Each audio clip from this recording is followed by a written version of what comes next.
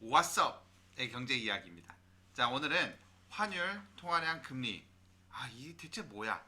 우리가 IMF를 살펴보기 전에 이거에 대해서 우리가 잘 알고 있어야 돼요.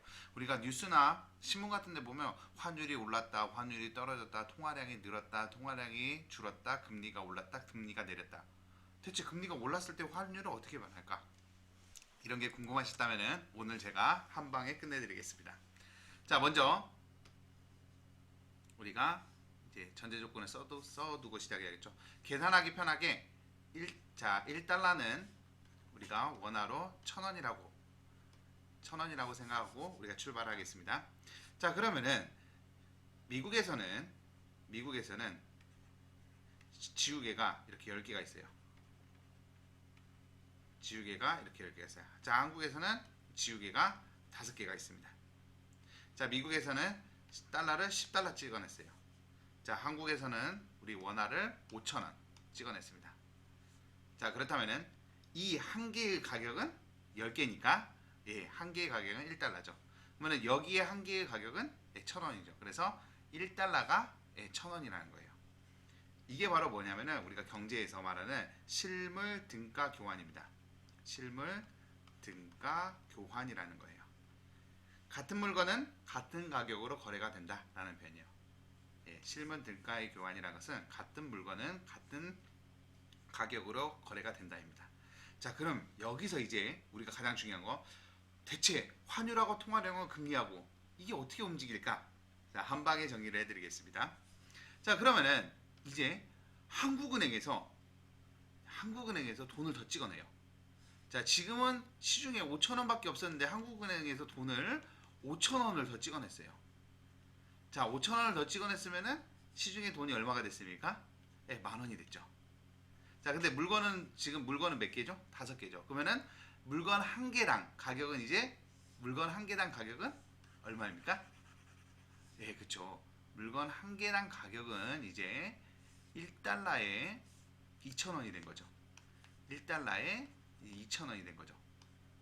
자, 그러면은 예전에는 1,000원만 가지고 1달러를 우리가 교환할 수 있었는데 이제는 2,000원을 가지고 가야지 이제 1달러를 주는 거예요. 자, 다시 한번. 예전에는 우리가 돈을 찍어내기 전에는 이렇게 5,000원을 찍어내기 전에는 1,000원만 가지고 가면 우리가 1달러랑 똑같이 교환이 가능했었어요. 근데 우리나라에서 5,000원을 더 찍어내는 순간부터는 이제 2,000원을 가지고 가야지만 이제 1달러를 바꿔올 수 있는 거죠. 자, 이렇게 됐을 때는 그러면은 이렇게 우리가 정리를 할 수 있겠네요. 시중에 우리 요즘처럼 금리가 떨어지니까 시중에 풀리는 시중에 움직이는 통화량이 많아지는 거죠. 통화량이 이렇게 많아지니까 달러의 가치는 어떻게 됐습니까? 환율은 올라갔죠. 환율이 이렇게 올라갔죠. 이제는 1,000원 가지고 우리가 1달러를 가져왔었는데 이제는 2,000원을 가지고 가야지 1달러를 바꿀 수 있으니까 환율의 가치가 올라간 거예요. 여러분들 이해되시죠? 자, 그러면은 이제는 반대로 금리가 올라갔어요. 금리가 올라간다는 것은 우리가 이제 더 이상 돈을 이제 시중에 풀린 돈들이 다 은행에 저금하겠죠. 이자와 듣기 위해서. 그러면은 통화량이 어떻게 되겠습니까? 통화량이 감소하게 되는 거죠. 통화량이 감소했을 때는 당연히 환율이 어떻게 반대로 똑같이 환율이 이제 떨어지게 된다. 이렇게 봐주시면 돼요. 그러면은 금리가 떨어지면은 사람들이 이제 돈을 빌려서 뭐 투자를 하고 뭘 하고 그렇기 때문에 시중에 통화량이 엄청나게 많이 풀리겠죠. 통화량이 이렇게 많이 풀리니까 이제는 우리가 그동안에 했던 이 환율이 1,000원으로 1달러를 바꿨던 환율이 이제는 2,000원을 가지고 1달러를 바꿔야 하기 때문에 환율의 가치가 올라갔다.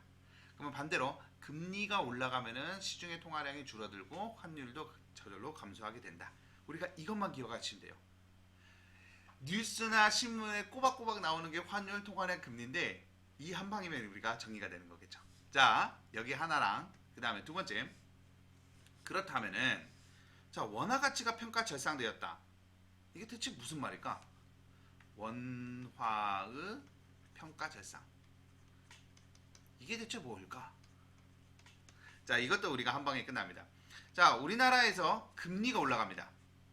자, 우리나라 우리나라, 대한민국 금리가 올라갔어요. 자, 미국에는 금리가 떨어졌어요. 자, 그러면 여러분들이 하면은 저축을 어디다 하시겠습니까? 우리나라에다 하시겠습니까? 미국에다 하시겠습니까? 여러분이 만약에 미국 사람이라면 저축을 어디다 하시겠습니까? 아, 그렇죠. 누구나 당연히 다 미국에는 금리가 떨어졌으니까 당연히 한국에 와다 저축을 해야겠죠. 자, 그러면 한국에 저축을 하려면은 달러로 저축을 합니까? 원화로 저축을 합니까? 여기서 이제 핵심입니다. 원화로 저축해야겠죠. 자, 그러면은 달러를 이제 뭘로 바꿔야 하는 거죠? 원화로 바꿔야겠죠. 자, 그러면은 달러를 원화로 바꾸려고 보니까 원화가 이제 많습니까? 적습니까? 원화의 가치가 계속해서 이제 올라가겠죠. 자, 아하, 우리나라의 금리가 올라가니까 우리 돈, 그러니까 원화의 가치가 올라가는구나. 그래서 평가절상되었다라고 말하는 거죠. 뭐 원화의 가치가 평가절상되면은 달러의 가치는 어떻게 되십니까? 하락되는 거죠. 그래서 평가절하되었다라고 말을 해주는 거예요. 그래서 당연히 환율이 떨어지게 되는 거죠. 자, 그러면은 환율이 올라가고 떨어지는 경우가 여러 가지가 있는데 우리나라의 금리에 따라서 바뀐다. 다시 한번, 우리나라의 금리가 올라가면은 외국 돈이 우리나라에 들어오는 거죠. 자, 우리나라에 들어왔을 때 원화로 들어와야 하기 때문에 외국 사람들이 우리나라 돈으로 다 바꾸는 거예요. 그러면 우리나라의 돈의 가치가 올라가겠죠.